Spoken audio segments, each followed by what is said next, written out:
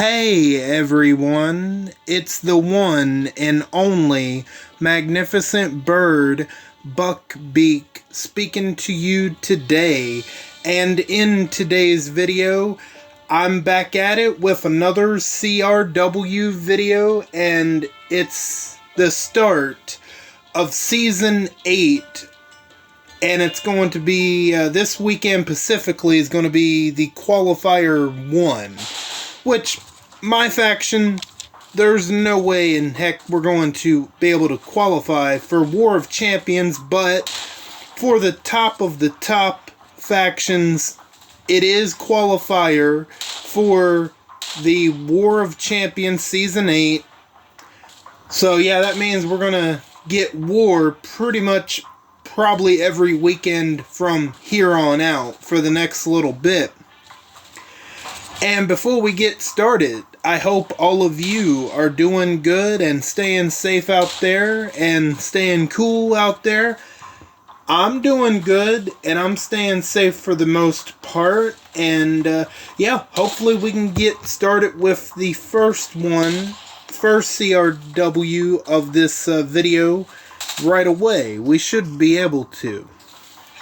Here we go. Not too long of a wait. Yeah, sorry I haven't been making much RTS content. Like I said, I was thinking about doing a rating with me, but I'm honestly just gonna wait until this next Wednesday to make a rating with me. And then, what that means, I probably won't do a CRW next weekend like I am this weekend. So, I hope you guys, understand that I don't want to have to worry about rating with me and CRW all the time in 1 week. I mean, I easily could do that, but I don't know. I really don't feel like doing both of them. And with rating with me, I'm going to give my predictions as to who I think is going to win all of the matches at AEW's All In coming up August 31st. So the very end of August. And I'm going to give those predictions coming up on Wednesday. But you guys are most likely going to get that video on Thursday, more than likely.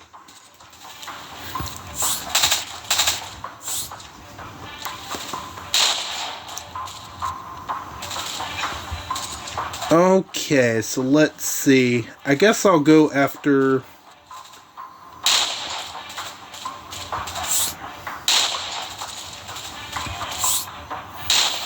Okay, we still got 20-some seconds to wait. I know the last CRW didn't have any towers, so that took me a minute to get used to, because they like to keep them, they like to add them, and they like to take them away. It just... Scopely... Honestly, half the time they don't know what they're doing, but then sometimes they know what they're doing. If that makes sense. I'm sure a lot of you, I don't really need to explain. So we're gonna take over this tower here.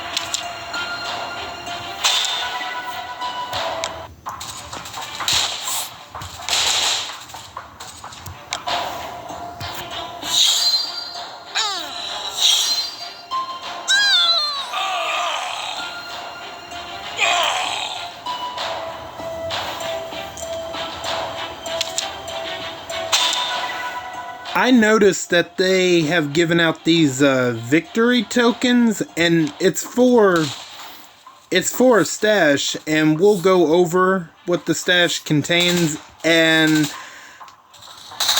I just have to wonder what are they doing? Like, what is Scopely doing?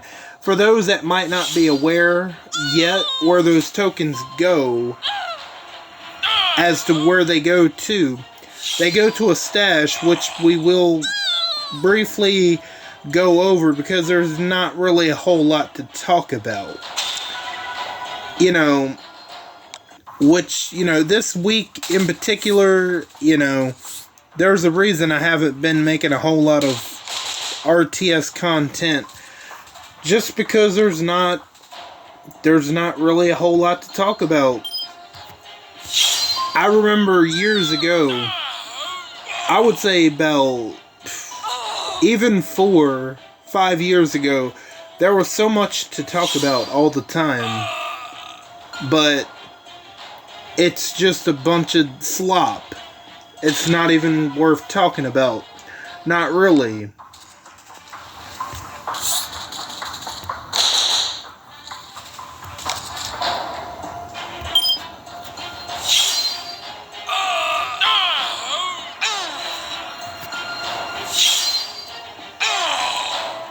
Oh boy, let's talk about something that's not RTS related. I'm not going to talk about this.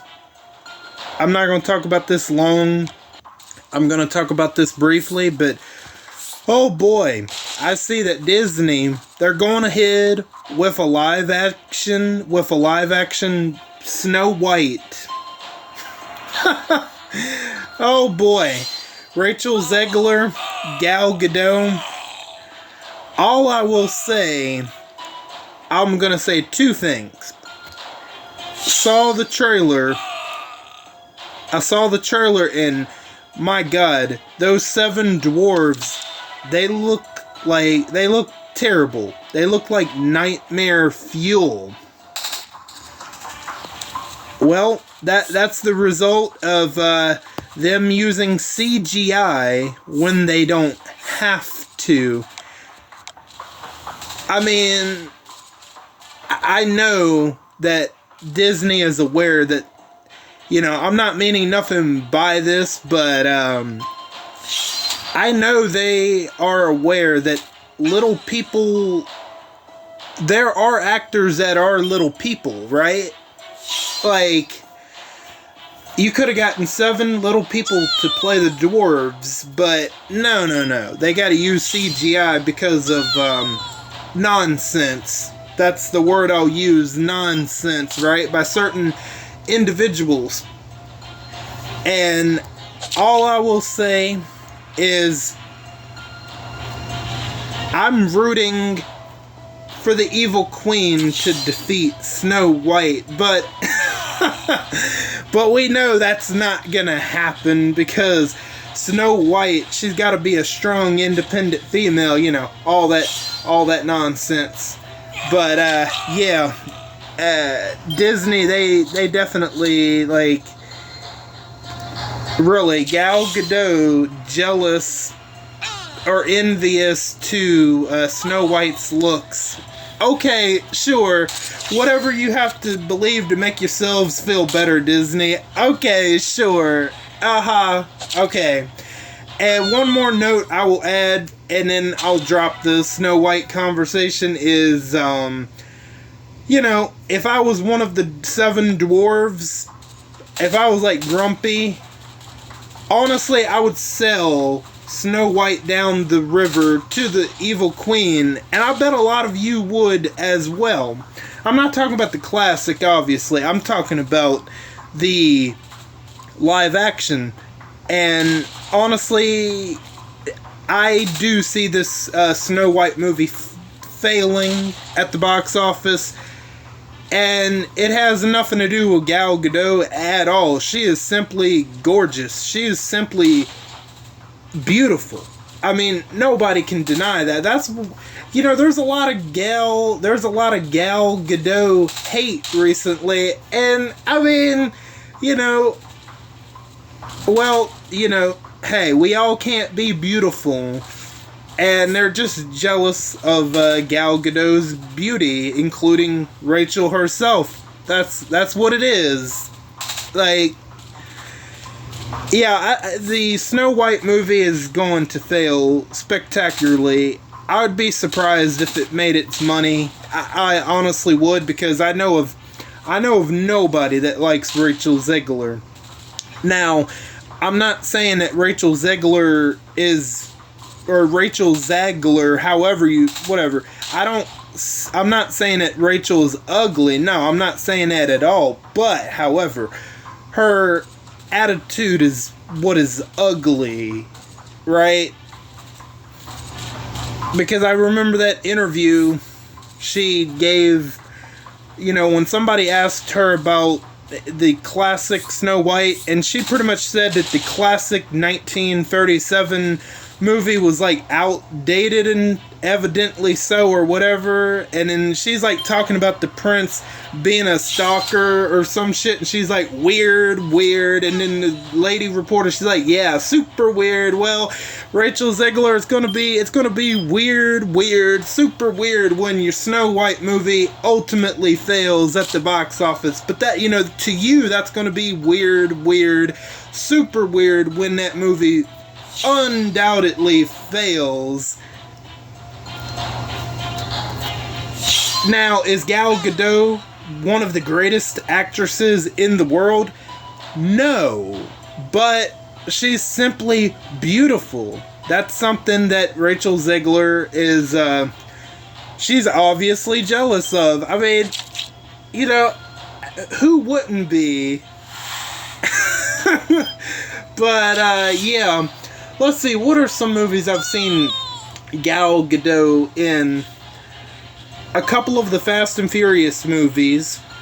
Obviously, Wonder Woman 1. The second Wonder Woman, which wasn't nowhere near as good as the first one. I've seen Gal Gadot in Death on the Nile. That's the murder mystery with Hercule Poirot.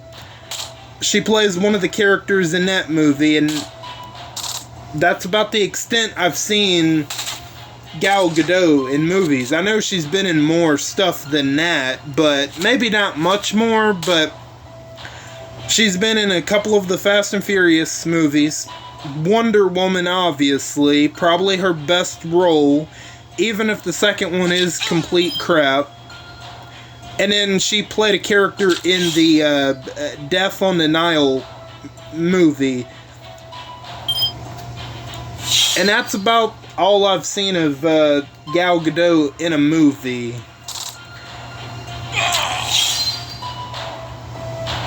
Yeah, they definitely, them dwarves, oh man. Whew. Them dwarves, they look rough. Nightmare fuel. But anyway, let's stop talking about that monstrosity of a failure. That's to be next year. Let's see. We can talk about... Let's talk a little bit about SummerSlam. Although SummerSlam's ended a couple weeks ago. Let's see. You had to... Let's talk about the obvious thing with SummerSlam.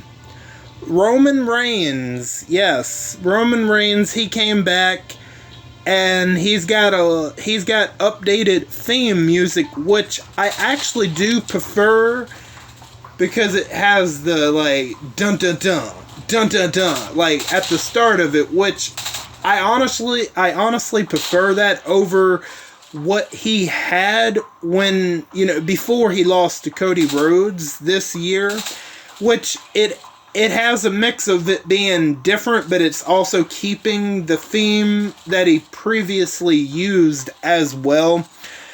And simply he returned at SummerSlam, and he cost Solo Sikoa the WWE Championship against Cody Rhodes. And, well, Roman Reigns, he hasn't forgotten that he's got unfinished business.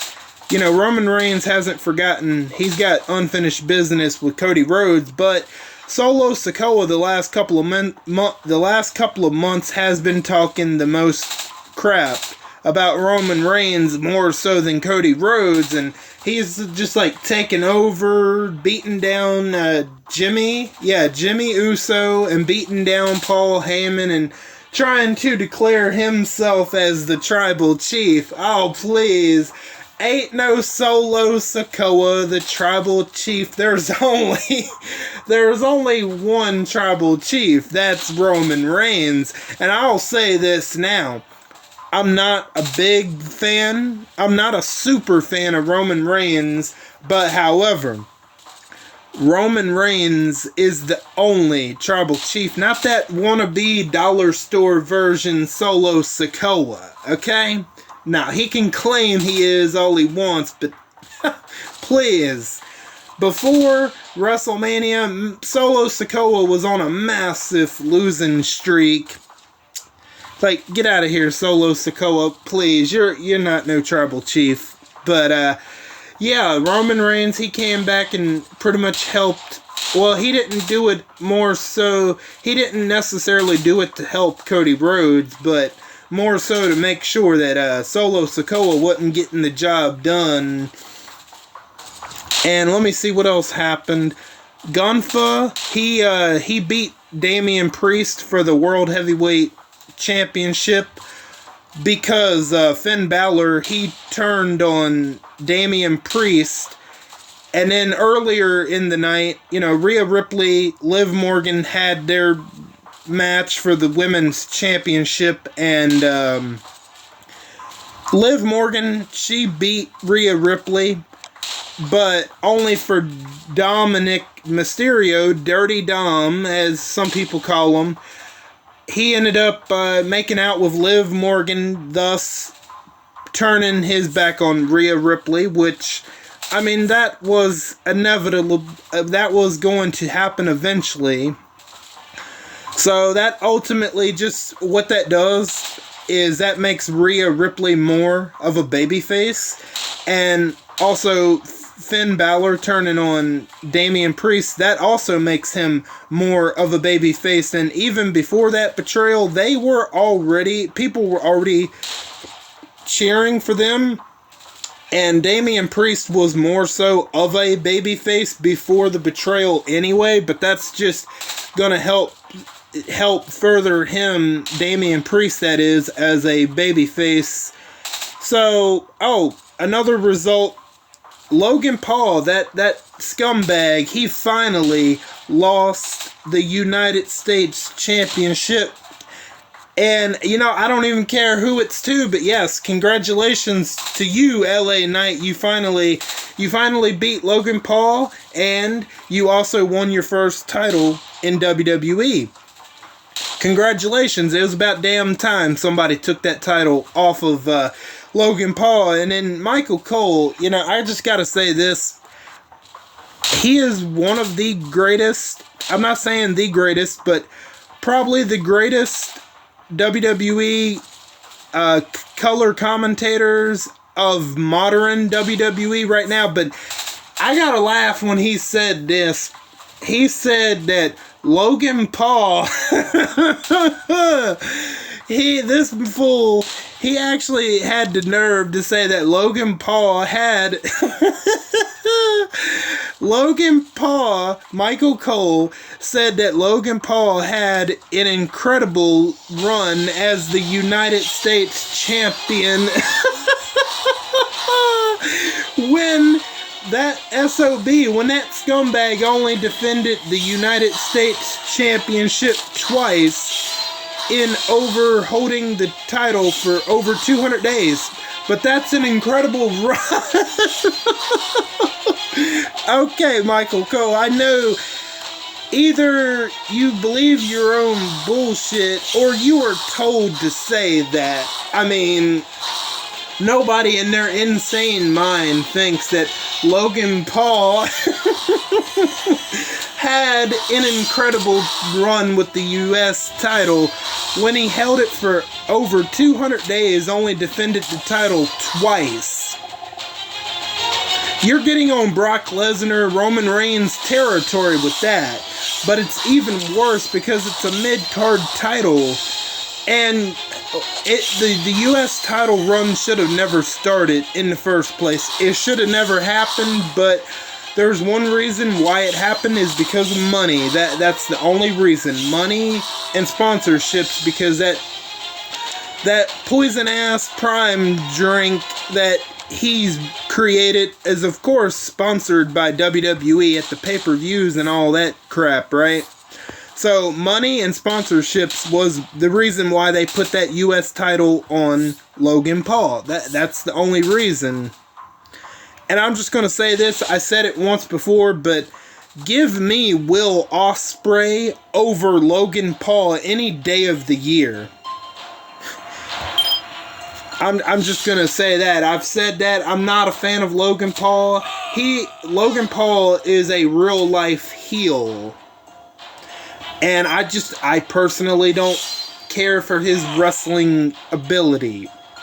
So, thank God somebody finally took that U.S. title off of Logan Paul. And at this point, I wouldn't have cared who would have done it. And just LA Knight just happened to be the one to do so. So, congratulations to you, LA Knight, for winning your first championship in WWE. Hopefully you'll have a good title reign, unlike the next person we're going to talk about. I'm going to go over this one briefly. Bayley defended her women's championship against Nia Jax. And this is not necessarily Bayley's fault, right? It's more so to do with the booking of creative that let her down ultimately, and it sucks. It sucks because she ended up winning the Royal Rumble. She ended up winning the title at WrestleMania, but after that, they really didn't do a whole lot with Bayley, and that sucks because I do like Bayley. I like her wrestling ability, but the creative has let her down time and time again, and it sucks. And what sucks even more is Nia Jax, of all people, was the one to end her reign. Yes.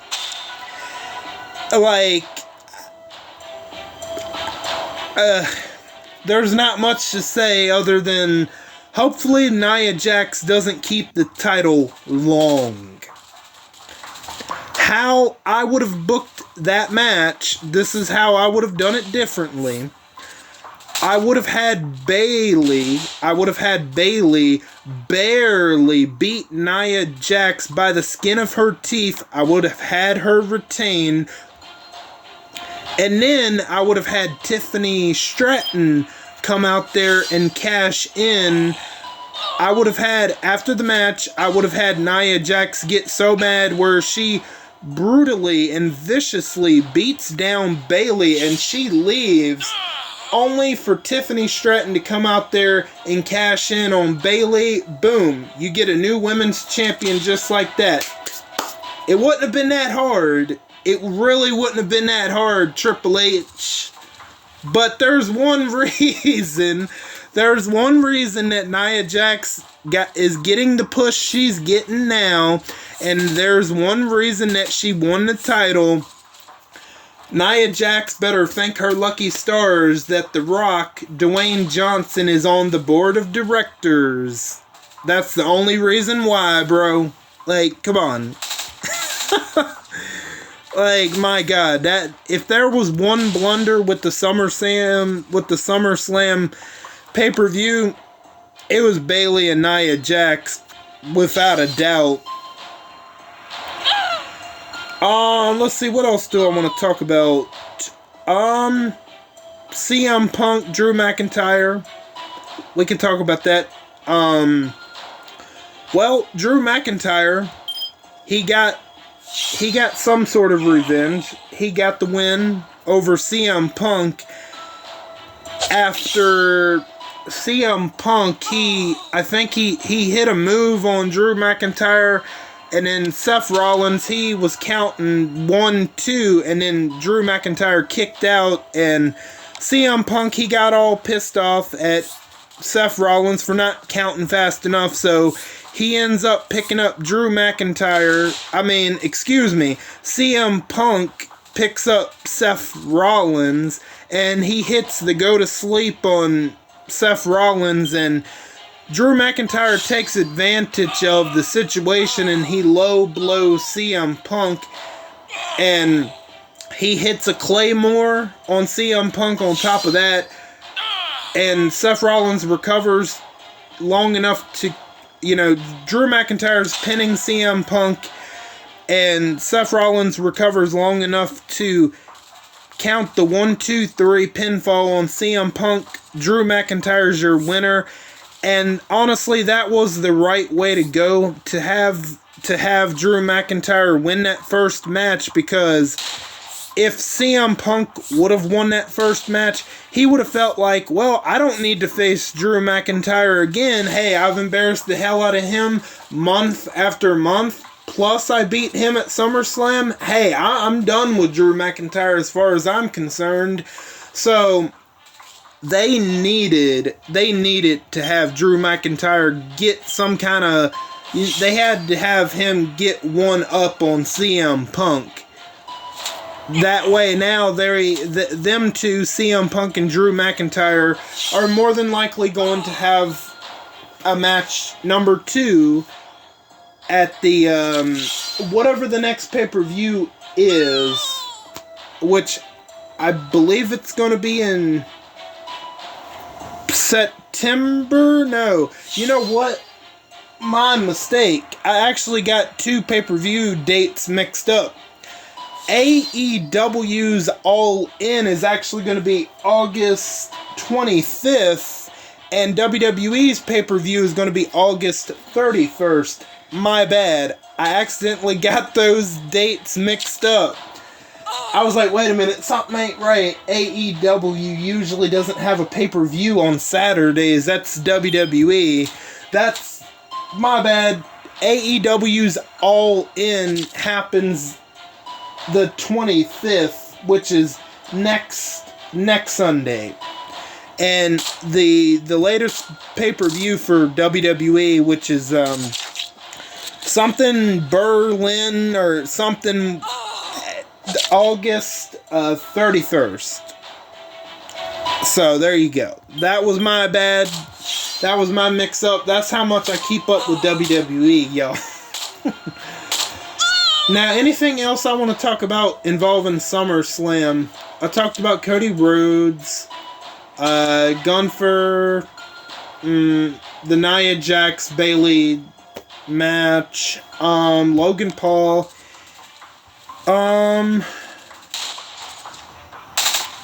Honestly, I think that's...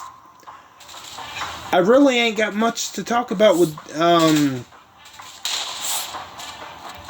that I can think of. I don't think I have much more to talk about with WWE. And like I said, coming up on Wednesday, I'm going to go over the AEW All-In predictions and give you my thoughts on who I think is going to win each match.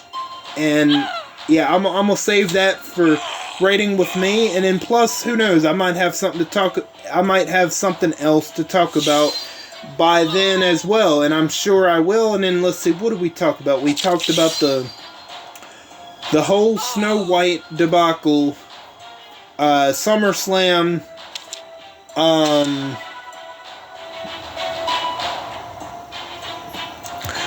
man, I'm struggling to have things to talk about. Let's see. Yeah, I know, Puerto Rico, man, whew. Puerto Rico got hit really bad with from Hurricane Ernesto, but luckily it's not gonna hit the USA. But the only thing we're gonna, as far as the East Coast, we are gonna get high surf, and I think that's high surf and something else along the East Coast, mainly toward the beach and all that stuff. And that's gonna, bring in like thunderstorms and stuff like that. But that's the only bad thing about it. But man, all them poor people in Puerto Rico, You could not pay me enough to live anywhere like Florida or Puerto Rico or any of those islands out in the ocean. Nah. I'm sure that they would be nice to visit, but visiting and living there are two completely different things. So,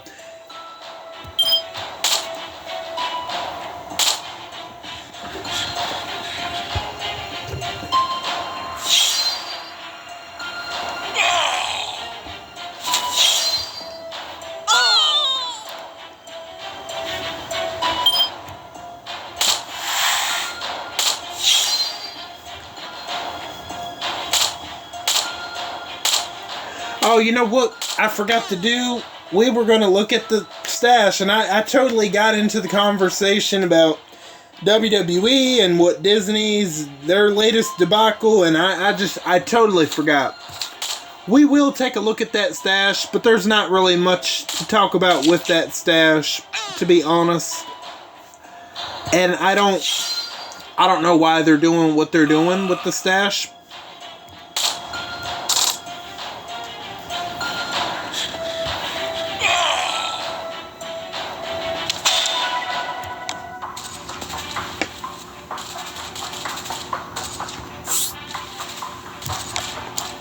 Oh, high wind storm just, ooh. Oh man, bearded llama, yeah, be careful.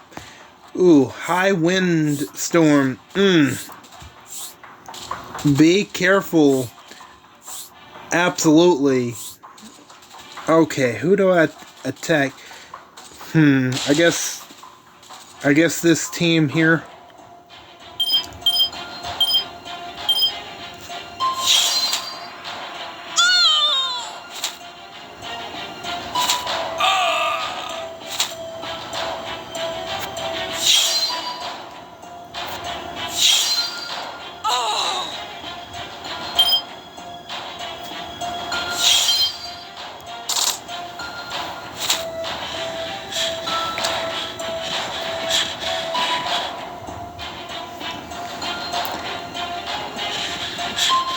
It was raining here earlier, but that's about...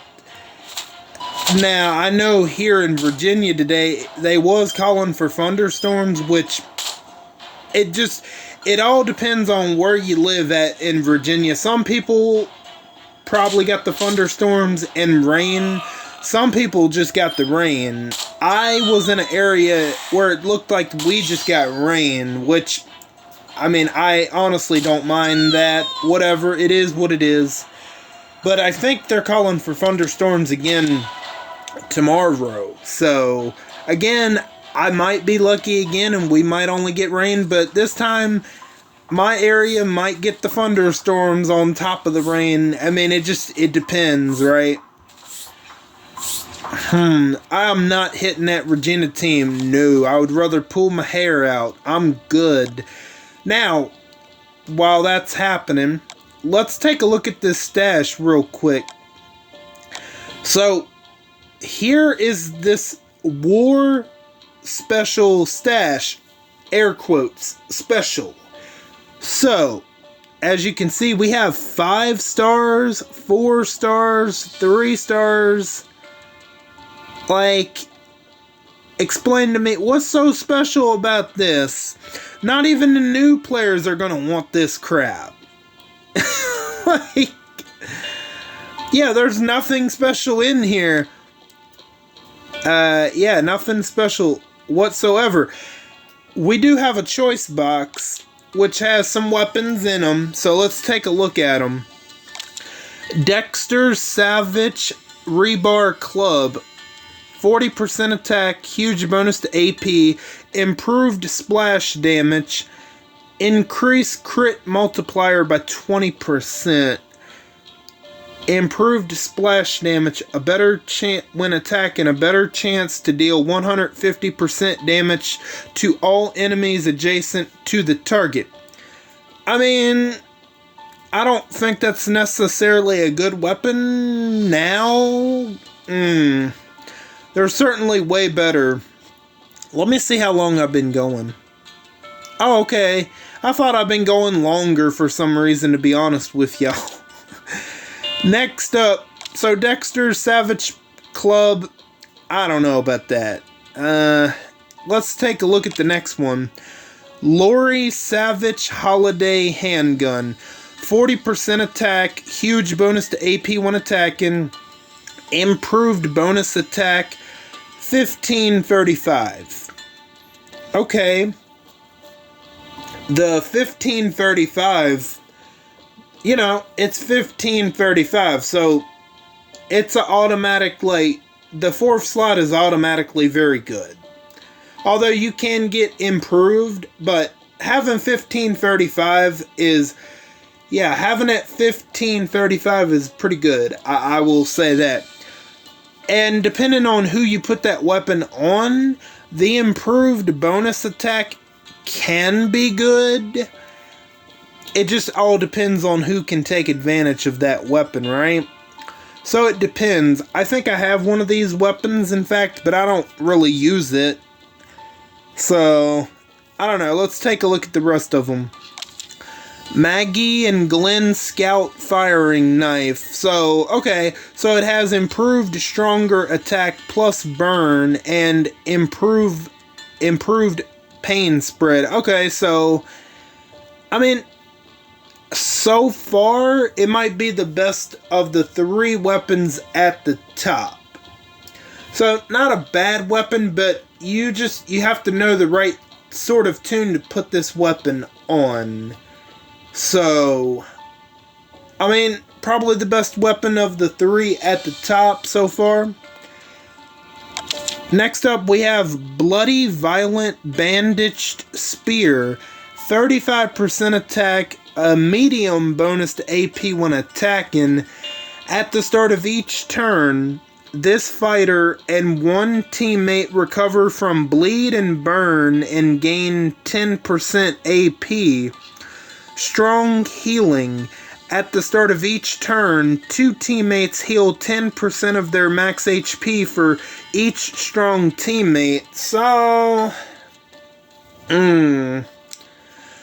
this is a very odd weapon because even though it has attack, it has stats on it, like the 3rd and 4th slot.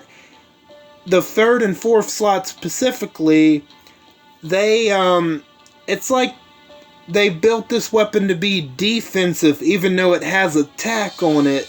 Like, I don't know about that. I don't know how useful this weapon is honestly gonna be. I mean, I don't know, man. I really don't know. Like, this is so far not worth going for this stash. I'm just going to be honest. Nothing so far in here that's like, yes, you need to go for that stash. So far, I'm like, if you don't go for the stash, I think you'll be okay so far. I don't know. Let's take a look. Easter Erica's Pistol. 40% attack, a huge bonus to AP when attacking. AP down when attacking, a better chance to cause minus 50 AP to the enemy. Holiday Heroes Assemble. All Holiday Heroes Allegiance teammates get 5% attack for each Holiday Hero Allegiant teammate. Okay, so here's my only thing with this weapon. Not many people are going to have a whole team with Holiday Heroes.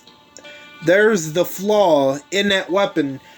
However, one potential positive I could see with the weapon is if you do decide to go for this weapon, sometimes for the event tunes, they will have those road maps where they might require Holiday Heroes tunes. Sometimes they might require 5 Holiday Hero tunes. Sometimes they might require 3 of them, and you could put this into the hands of any of the alert Holiday Hero tunes, but again, is it worth the effort of trying to complete the stash? I don't know. It's not amazing. It's it could potentially have its uses, but it's not something I'm jumping up and down for joy. I mean, honestly. Let's take a look at the weapon. This last one. Trader's Savage Assault Rifle. 40% attack. Huge bonus to AP when attacking. When killing a target, gain 100% AP. And up to 2 teammates gain 50% AP. Improved attack damage boost. Attacks deal 35% damage and they ignore defense bonuses. Out of all the weapons in the stash, honestly, this might be the best weapon. And I'm not saying that as like, yes, you need to complete the stash or you're going to miss out on an amazing weapon. No. I honestly, in my personal opinion, I think it's the best weapon so far in the stash. Although it is in contention with the scout knife, though. Because if you put this on the right tough tune that does a lot of damage, that means that tune is going to get 100% AP.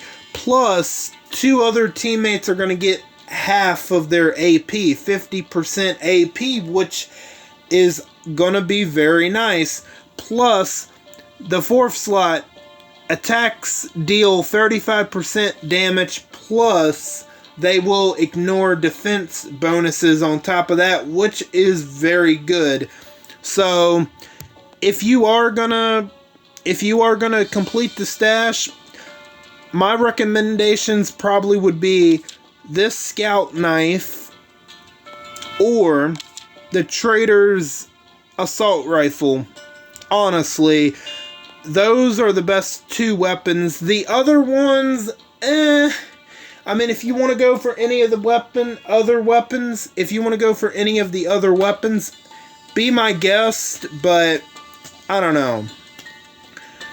Plus, it has 2 more stashes. Let's see. So we have Maggie. Okay, so it's just the same weapons. Oh, great. The same weapons. No different weapons. Well done, Scopely, for giving us crap on piles. Good job, Scopely, for giving us crap on top of crap on top of crap. Well done. Wow, you have to open 200 in order to complete the stash? I mean, there's 69 days to complete it, but still. I mean, if you do a lot of war, it probably will be possible, maybe. But, okay. Got to run, be back. Okay, gotta run. Alright, cool. We might be able to get one more in. I don't know. Let's see how it goes. Let's see, while I'm waiting. Let's see. I'm going to type up be safe. As soon as my keyboard will pop up.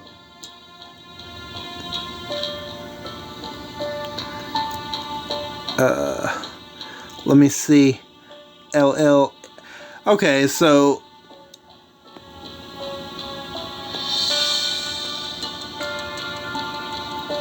be safe, llama. Okay. Yes, absolutely. I should have wrote that earlier, but it is what it is. We're writing it now. Okay, so let's see. If anybody wants to join, I'll give them a minute or so, and then I'm going to hit that find opponent button.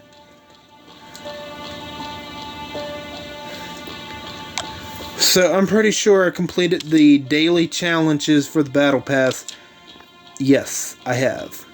I'll be so glad when vacation week gets here. And you guys have probably heard me talk about that and you're thinking, what the hell is vacation week? Let me explain. I'm going to explain for those that might not know. Let's go over here to the leagues, right? Not the league store. The league. Well, I don't really need to go to the store. let's go to the milestones. Is it the No, not the milestones. The events. As you can see, the schedule right here, where it says home stretch, which starts August 19th, that means that whatever place I end up, whether if that's going to be Diamond 1 or Diamond 2, next week, I can't move up to Diamond 3, or I can't move down to Diamond 1. So, even if I drop down to Diamond 1, for the home stretch, I'm stuck in Diamond. So, I'm going to put in as little effort as possible.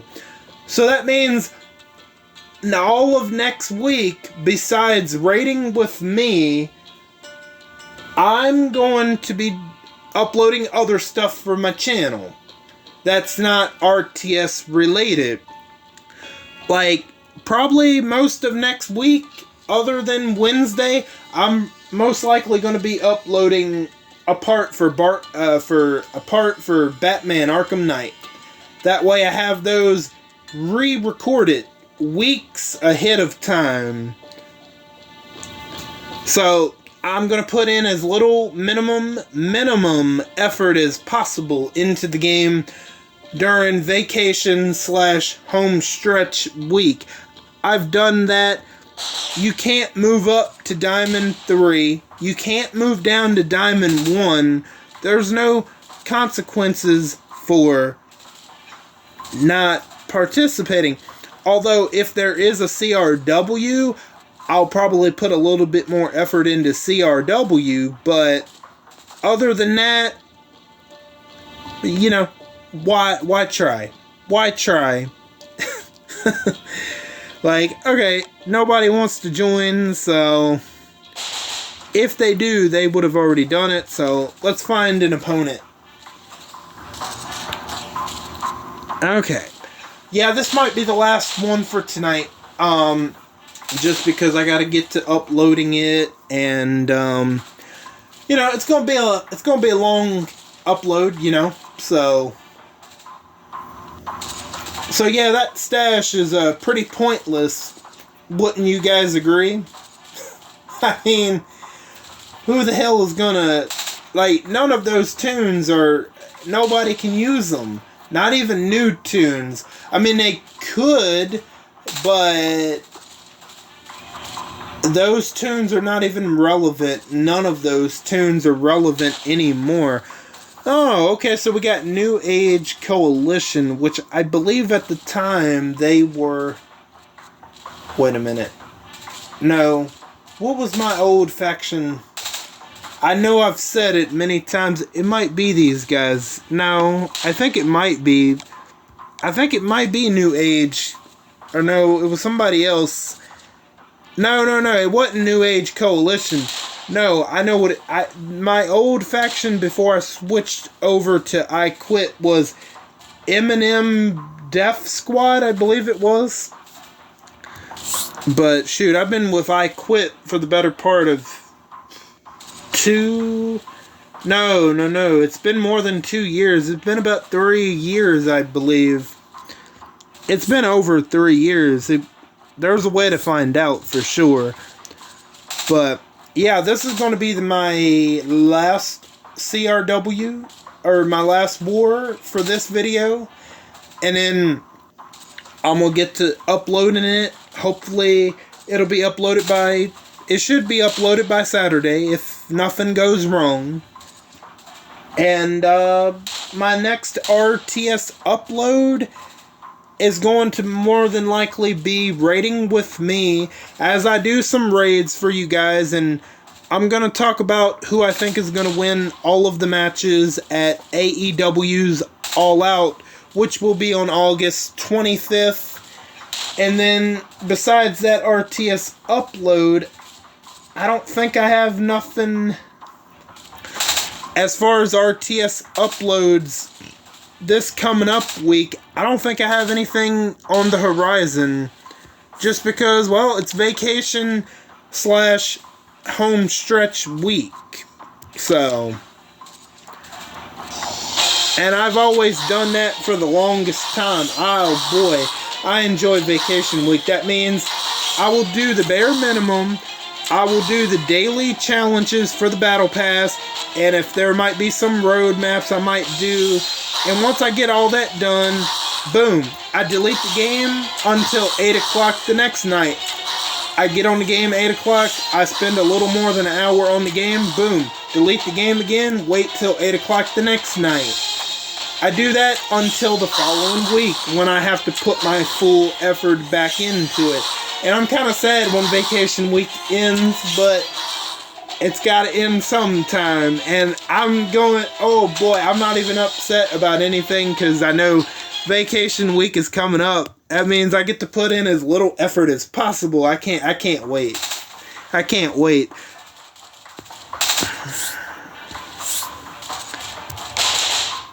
I cannot wait.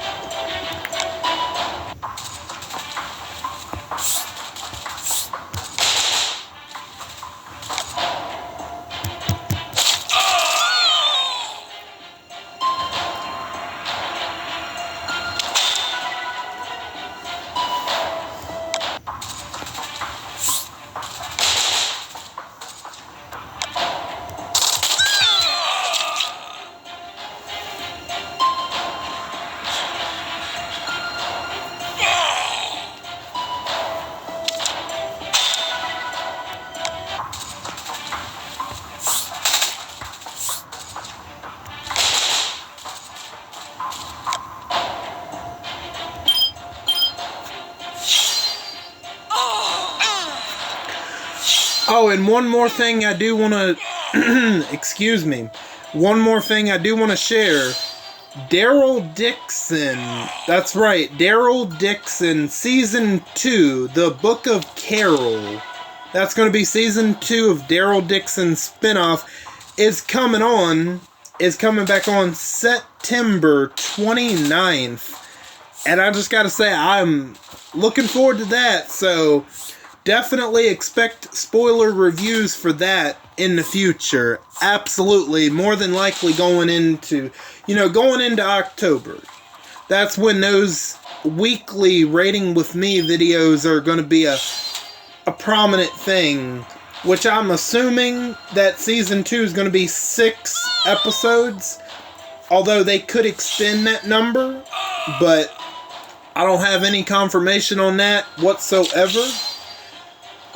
I know a trailer for the Daryl Dixon, The Book of Carol, Season 2, which the only reason they're calling it The Book of Carol, adding that, is because Carol is going to be in it, which, hey, I got no problem with Carol being in it. Like, okay, she was originally supposed to be in the first season, which she did make an appearance at the very, very end of Season 1, looking for Daryl, as he had mentioned to her that he made it all the way to Maine before he lost contact with her.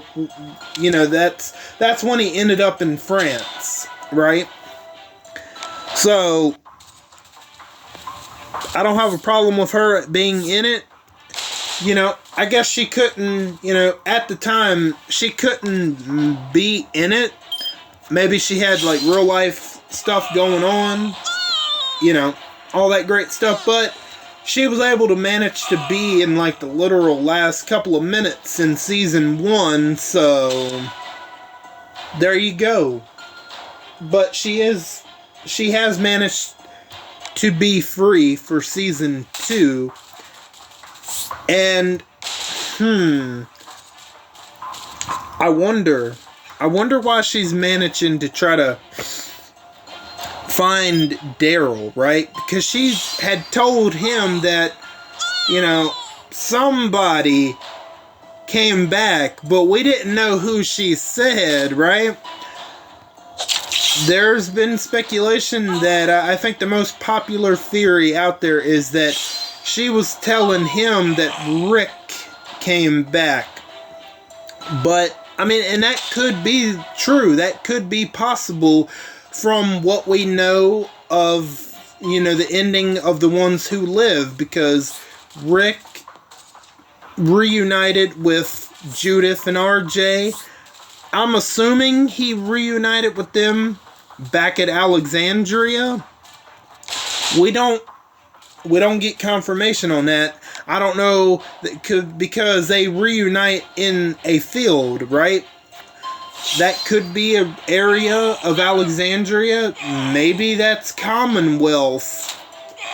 We don't know. It might be one of the two. It's going to be one of the two. If I had to put money on it, I would bet my money on it being Alexandria they went to and not Commonwealth, but they could have went to the Commonwealth because we don't know. We don't know where that field area was necessarily. It could be Commonwealth, but to me it looks more like where Alexandria, it looks more like where Alexandria would be. But maybe Carol will give us more information, hopefully. I'm aware that there is a trailer for Season 2 of The Walking Dead, Daryl Dixon, The Book of Carol. There is a trailer, and I have not watched it. I don't plan on watching it, because trailers, they give too much away. It doesn't matter what it's for. Trailers for anything, they give too much away. And if I'm watching a trailer, it's normally going to be for something that excuse me. If I'm going to watch a trailer for anything, it's going to be for something I just don't give a damn about. But I give a damn about what's going to happen with Daryl Dixon Season 2. So I refuse to watch the trailer. I'm good. I want to go in blind as a bat, blind as possible, into what Season 2 is going to give us, other than what we know from Season 1. Daryl Dixon had a choice. He had a chance to leave, but you have that little kid, his name is escaping me at the moment. The little boy, Laurent, he finds Daryl, and Daryl's looking at the boat and looking back at Laurent, and they just end it there. But obviously we know what Daryl chooses to go. Instead of leaving, he actually decides to stay in France at the Nest. That's the place with with the guy whose name I cannot remember. But when we get closer to Season 2, I'm going to rewatch the first season. I remember the place that Isabel was trying to get Laurent to, the place called the Nest. That name just gives me Resident Evil vibes, but so far from where we left off, the Nest in The Walking Dead, so far the leadership seems to be decent.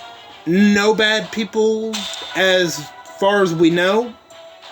So, and then Carol's looking for Daryl, maybe to tell him that Rick has come back, which, why she would leave Alexandria or the Commonwealth to risk her life and limb to tell him, hey, Dwight came back, hey, Morgan came back.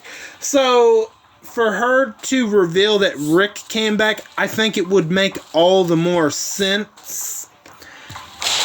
But yeah, those spoiler reviews, they'll be coming starting in October, as the Daryl Dixon spinoff Season 2 is going to be coming up. September 29th. Originally, this season was supposed to come out in the summer, but I guess they had to delay it till September, which there's really nothing else for me that's coming on TV show or series wise, so it doesn't really doesn't bother me too bad. At least we're getting it. Now I know we're gonna get The Walking Dead Dead City Season 2 eventually. The question is, are we gonna get it early next year? I would say we probably are going to get it early next year. February, maybe March. Because I remember, Walking Dead used to come on in February. Not a new season, but whenever they would do their mid-season finale break, and when they would come back on for the second half, they would come back on in February. So that's why I'm thinking maybe February, maybe March. I would say probably earlier next year before we get Dead City 2. And I just gotta say, I hope... one thing I have a worry with when it comes to Dead City, especially Maggie. I had no problems with Negan, obviously. He carried that show on his back. I mean, obviously. But Maggie, one thing I worry with Season 2, are they going to make her even more of a Karen than they did in Season 1? They might. I mean, I don't know. I'm still going to watch it, but I'm not anticipating it as much as I am with Daryl Dixon Season 2. I'm sure whatever they'll do with Negan is going to be fantastic. I have no problems with... I have not no problems, but I don't have any doubts about Jeffrey Dean Morgan